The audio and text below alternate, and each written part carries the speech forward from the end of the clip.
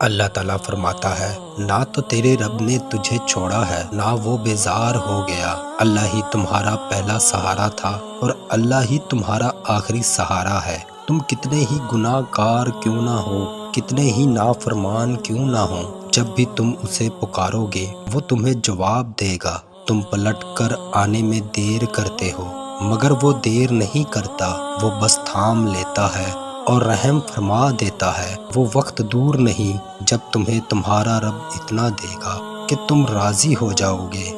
کچھ لوگ اللہ کے درد کے لیے ہی پیدا کیے جاتے ہیں۔ اللہ ان کو چن لیتا ہے، کبھی رلا کر، کبھی آزما کر، کبھی تکلیف دے کر۔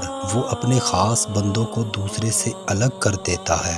کچھ اس مقام تک چل کر خود آتے ہیں، کچھ کو کھینچ کر لایا جاتا ہے۔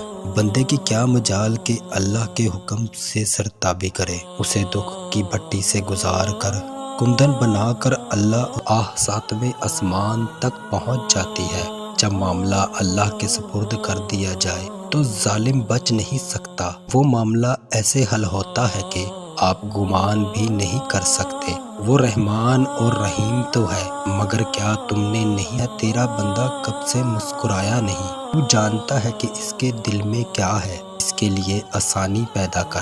اللہ جواب دیتا ہے، وہ اس چیز کے لیے رو رہا ہے جو اسے بہت پیاری تھی اور اس نے اسے کھو دیا۔ پھر اللہ فرماتا ہے کہ میرا بندہ جو چیز کھو گیا ہے، میں قسم کھاتا ہوں کہ میں اس کو اس سے بھی بہترین دینے جا رہا ہوں کہ اس کو لگے گا ہی نہیں کہ اس نے کبھی کھویا بھی ہے۔ جب بے وجہ توڑ دیے جاؤ تو سمجھ جاؤ اللہ تمہیں اپنے قریب لا کر جوڑنا چاہتا ہے۔